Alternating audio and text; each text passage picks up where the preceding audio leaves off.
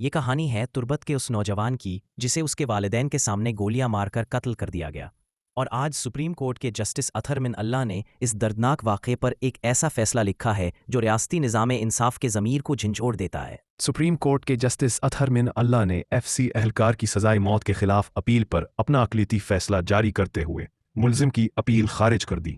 فیصلے میں کہا گیا، ماورائے عدالت قتل آئین اور بنیادی حقوق کی سنگین خلاف ورزی ہے۔ سپریم کورٹ پہلے ہی واضح کر چکی ہے کہ ایسے حراستی قتل فساد فی الارض کے زمرے میں آتے ہیں۔ جسٹس اطہر من اللہ کے مطابق یونیورسٹی کے طالب علم حیات کو FCC اہلکار نے حراست میں لے کر قتل کیا۔ تربت میں اس کے ماں باپ کے سامنے نوجوان کو بالوں سے گھسیٹ کر زمین پر گرایا گیا اور پھر سرکاری بندوق سے اس کی پیٹھ میں 8 گولیاں ماری گئیں۔